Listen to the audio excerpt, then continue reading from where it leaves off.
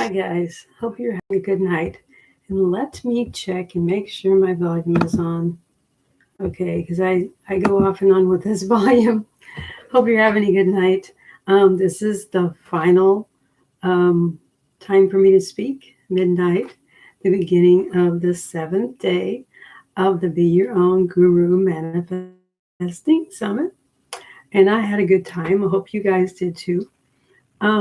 Tonight, I know I had put Neville Goddard on the title, but since Neville Goddard is all over the internet, this information about Neville is going to be from my point of view. And so I just want to make sure that you're aware of that um, because we all look at things from our own perspective and have different thoughts about different people. And everyone is sharing similar information from their own point of view. And I've gone to several of the other lives, and I think it's fun the way we look at things and from different lenses. And so I hope that's what you enjoyed about the event. We're saying similar things in different ways. So again, the website will still be up and you'll be able to go to recorded links. A couple of links have not been added yet. I believe the last one tomorrow may be around 5 p.m. Central. I'm not looking at the list at this moment, but it's beyourown.guru.weebly.com. Okay, so I'm just going to kind of go straight through about how I ended up with Neville, and then we'll talk about him for a few minutes. So as I mentioned a little bit before, but I'm just going to go straight through this time. So over the years, I grew up as a Christian. And so the supernatural realm was a mystery to me till about 15 years ago. And the reason that I remember so well is because it happened in relation to the show Supernatural that just went off the air this year. This last year. I think it was this year, I guess. God, 2021. Oh, wow. So that's how I remember exactly how long I've been delving into the supernatural. It was because of them that I found it. I was doing research to write a fan story. Yes, I'm one of those people. And I found out that I was a sensitive person, and that led me to find out about empaths and all these different feelings I was having over my life. And that's where it all started. Somewhere during that beginnings, I learned things about Christianity that I did not like. So I walked away from that. And that was also part of my journey. As far as manifesting itself, it's only been a couple of years. I know it seems forever.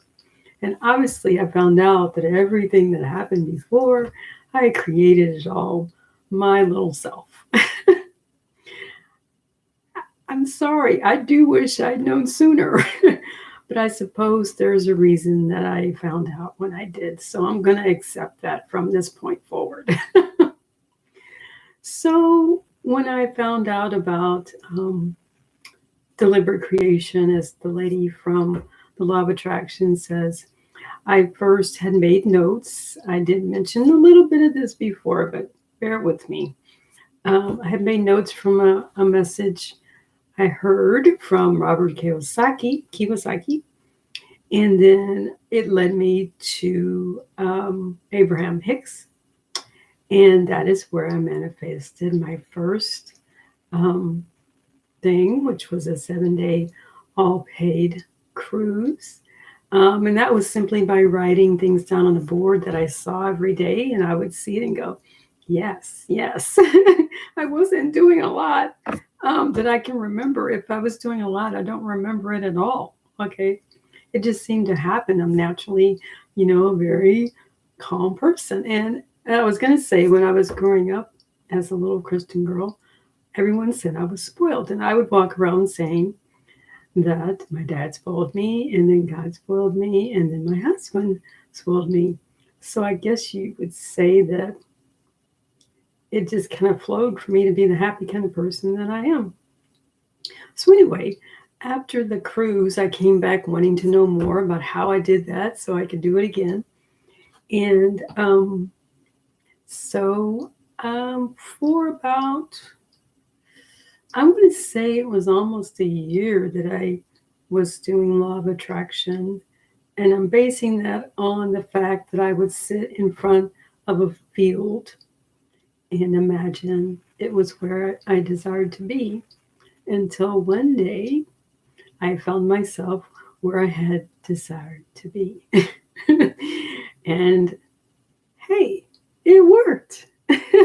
you know, the chain of events was actually fairly seamless. I believed that it was going to happen, and it did. But again, the way that it was explained was not the same as what I learned a little later. So again, it was working fairly well. And then one day, I found myself wanting to search more on law of attraction. Now, I'm one of those people, even despite my positivity, I did have times where I was a little bit of a conspiracy nut. And I think that didn't help me at all. That could have been what held me back. I don't know. But I had done the research about law of attraction, and I kept seeing certain people were really into it. And I thought, man, maybe there's too many people into it. Maybe there's something wrong with it. I don't know what to think. But I knew it had worked. And so I did a search, which is what I tend to do. And I found something called like 105 universal laws or something like that. I can't find it now, or I would tell you exactly what it says.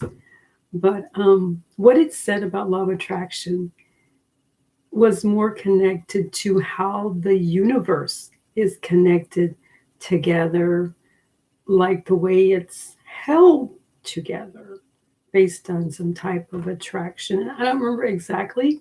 All I know is it didn't sound exactly like what I was believing as far as attraction. So I started wondering, I'm not sure. So the next thing I tried was switch words. And they were like affirmations, but they tell you to only use like up to 3, maybe 4 switch words.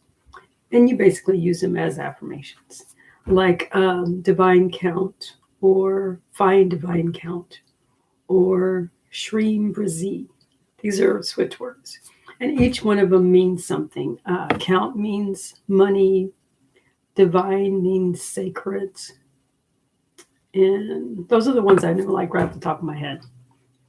But they were working.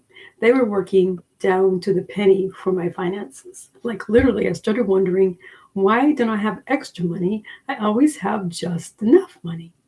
And I realized I just needed to change my switch words. And I started changing them before I ran into Neville Goddard on Facebook in one of my groups. I had joined a switch words group, and I think that's probably what happened, is someone in there may have been interested in Neville Goddard. So I know Facebook has its flaws, but it's been very helpful for me meeting people and learning things like this. So Neville Goddard was an early 1900s mystic or speaker or teacher. They called him the crazy mystic of 38th Street. And I love that he's so colorful. He was like a dancer, and he loved his martinis. And I just think it's so fun. He has this kind of fun, background. He found out this information and he wanted to share it, and he was sharing it with people. And he is the first person, no, maybe not the first person, but he insists that you can also help other people manifest, which is something that is not always popular in the law of attraction community. I say that just from my point of view. It may or may not be. I just know I've talked to people and they were like, What? What are you talking about? That is not the community overall. Okay, I take that back. So I liked his colorful nature. And he also had things to add to what I already learned that flipped the switch for me. So, first of all, he talked a lot about living in the end. And that is what we were discussing before about making your claim and standing on it and not wanting it anymore, but accepting that it is already yours. That's part of living in the end. And he also talks about sleeping in your wish fulfilled, which is living in the end, but you're doing it basically on the way to sleep. You're creating an image in your mind and accepting that it's true as you fall asleep. And also, uh, what is it? Interacting. What's the word I'm trying to say? Imagining it on the way to sleep several times until you fall asleep and accepting that it's true. And then there was another one. There was two things that I had not, that I don't remember from before that Neville taught that kind of put it all together for me. Oh my God, the most important thing that we're God. Hello. That we are the gods. There's no, he taught, there is no God outside of ourselves, that we are it. God never left us because he is us. And he talked a lot about that. And I found it to click. I mean, just it clicked.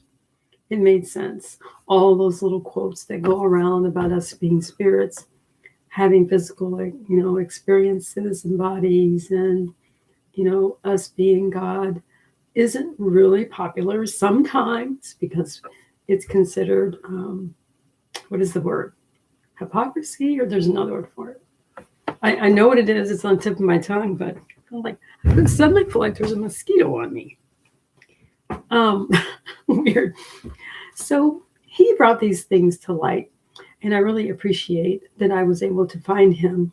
And like I said, probably just time after everything that I learned. So that is why I'm sharing it now with others. And he also is very insistent upon you experimenting to be doers, not just hearers. And he says the Bible is all about us. It's not an allegory, but something like that, where Jesus is basically an example of the everyman. And he also says that all of the names are characteristics and not people, which I found very interesting. Yeah, you know what happened? He actually had me looking at Bible verses after all these years. After how many years? 15 years, 12 years, something like that. Now, there have been times I have looked at things that Jesus has said, and just even in my mind, I thought, you know what? I think they're taking that wrong. What he's saying doesn't seem to match up with the way people are interpreting it. I had said that myself. Well, of course, because we all have the same information inside of us. It's a matter of it erupting as we allow it to erupt, as we relax into who we are. After we learn who we are, we need to, accept it and allow all that wisdom from the ages to come out of us so that we can share it and make this the golden age that it should be. That is, I say that, of course, again, my reality may look different than other people's reality. But I wish I had the quote that I used to read frequently, but it talks about how I live in a friendly universe, and I believe that. Um, you want to live in a friendly universe, and you can proclaim it and decide it for yourself on your own. Okay, that's what Neville was about. Claiming your desires, whatever they are, being limitless, being fearless, and understanding that you're doing all of this. You might as well like I keep saying, you might as well enjoy the benefits. That's why we're here, to wake up and understand who we are. And I think he had some really interesting stories that trying to think of. I can't really think of any, but they're all over the internet. I don't have to share his stories. His story is online. He's been gone for a while. But the first, and this is something I meant to share earlier, but the first person that I actually ran into as far as manifesting was actually Wallace Waddles. He wrote the book, The Science of Getting Rich. And I used to listen to that story on repeat on YouTube. And it just made me laugh because he says about doing things in a particular way. And then he talks about the stuff of the universe, which also is kind of referring to some of the things that Neville talks about. Um, it connected. This one man, Wallace, ended up kind of being a reference to Neville with me, because to me they're similar. And I didn't realize how many new thought people there were. But the more you look, the more you see. Um, the nature of reality. The more you look for something, the more you'll find. That is why you focus on what you want to find. Hello, circular reasoning. I just love that. That's amazing.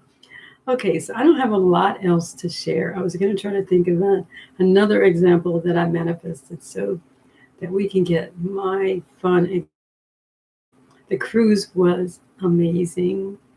Um, okay, so maybe I'll give it a little more information about the cruise just because I haven't done that.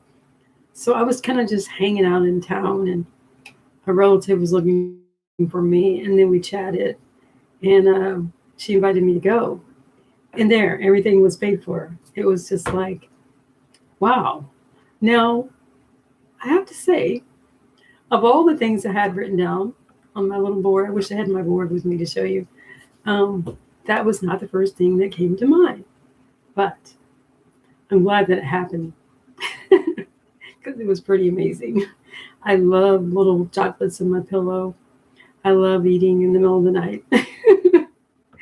we were when we came back from the trip, we were calling each other and going, you know what? I really miss those chocolates in my pillow, and I miss that all night buffet. Plus the Broadway style shows and shopping, and champagne art auction. Yes, indeed. I loved it. So, again, I don't want to hold you guys too long.